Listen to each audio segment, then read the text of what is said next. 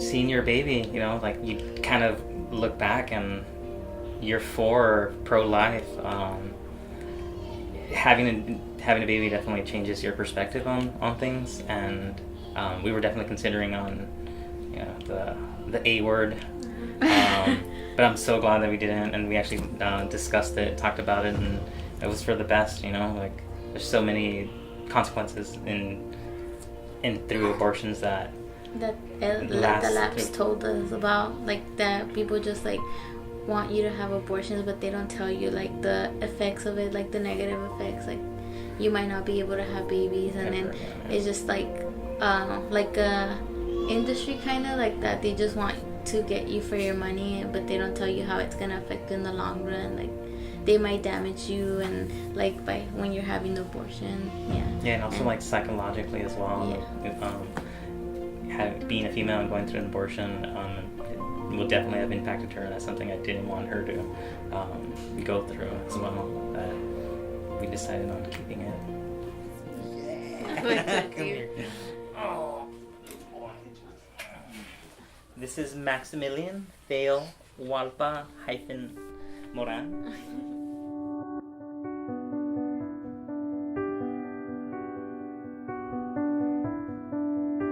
Preguntar si no lo hubiera abortado, qué hubiera pasado, y hubiera quedado con eso.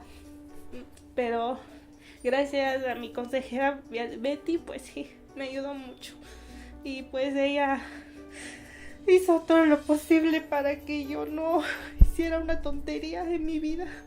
Y ahorita mi bebé pues está creciendo bien, está sana, porque me dijeron el sexo de mi nena y pues va a ser niña. Entonces pues estoy feliz, muy feliz, a pesar por las noticias que me habían dado en el primer hospital.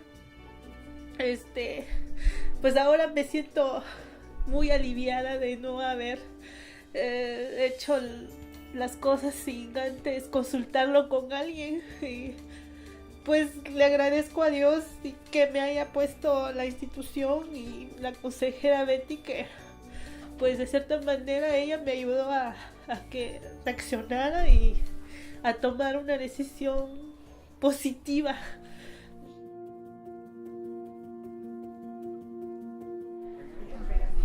Estos son mis hijos y estoy súper orgullosa de haber tomado la decisión de tenerlos, y muchas gracias por la ayuda, por todo.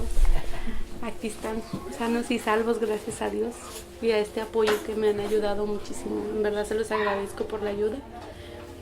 Estoy agradecida con ustedes y con Dios por haber tomado la decisión que tomé de verme arrepentir. Aquí los tengo. Gracias a Dios y a ustedes. Just when you come in and you get embraced, knowing that, you know, it's a lot of people out here that are struggling and going through things. It's just finding the proper resources and people that actually would care and that actually care to see that life, you know, whether they know you or not, but just having that life, you know, to live, and, you know, not pretty much putting yourself down and beating yourself up because you may not feel capable at some point to take care of that life, and you feel like that's another step is to abort. But they brought me in and they told me, you know, look, we're gonna hold your hand as, you know, as long as we can, you know, and whatever you need, we're here for you. If you can call us, let us know if you run out of food, or we can help you find other resources.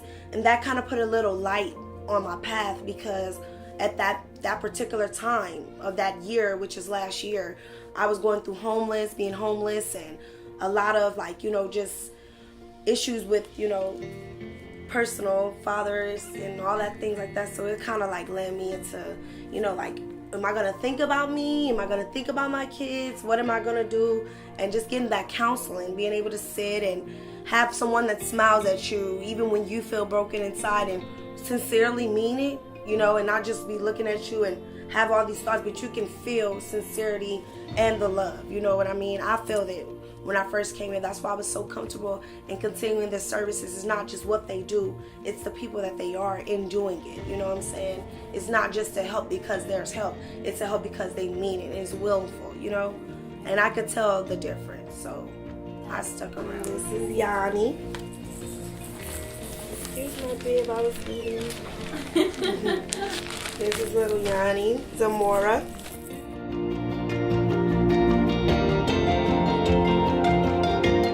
Porque yo en sí no quería, pero la desesperación que me tenía él tan agobiada que decía que en sí no quería el niño y que me lo sacara. Pues volví otra vez y encontré la otra oficina aquí y vine. Igual me ayudó mucho también, lo mismo que la otra muchacha, que yo no tenía por qué desquitarme con el niño porque el niño no tenía la culpa.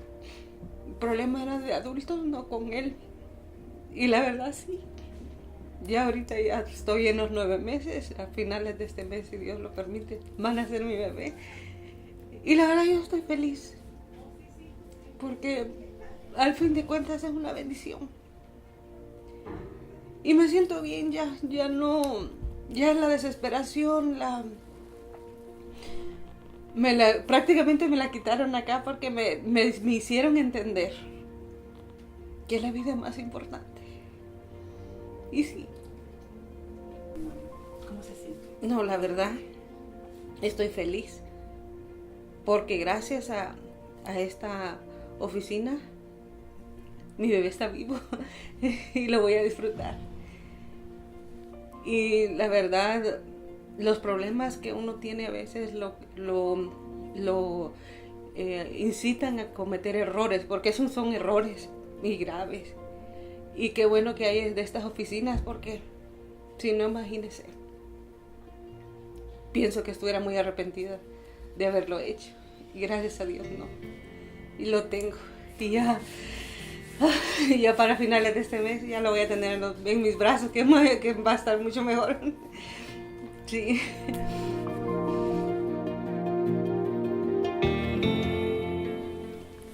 Aquí está mi bebé.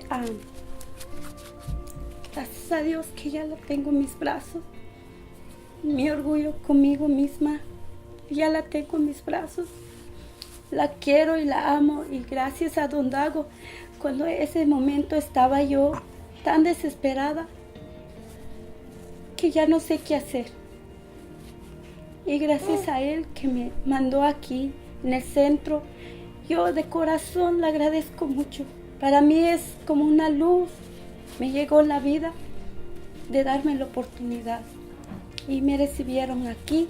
Gracias a todos que me dieron el apoyo. Y le agradecemos con toda mi familia, le agradecemos de corazón. Que Dios nos los bendiga, todo el ayuda y el apoyo que nos están dando. Gracias y le agradezco. Y mi nena se llama Aileen. Y gracias de corazón.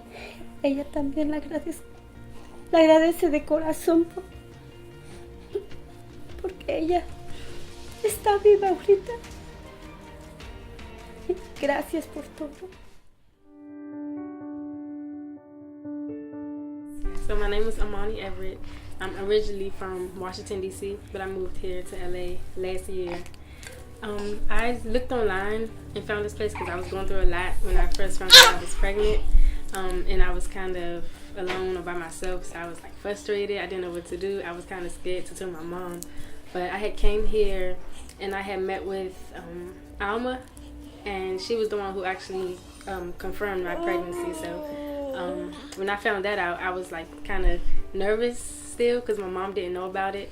And then I had talked to her for a while, and she had told me some things that like motivate me and inspire me to go on with my pregnancy. That's incredible. And how did you find out about the Los Angeles Pregnancy Services? I had went online. I was looking at different places, and this was actually the first one that came up. And I seen it had 4 stars, and it was one of the best services.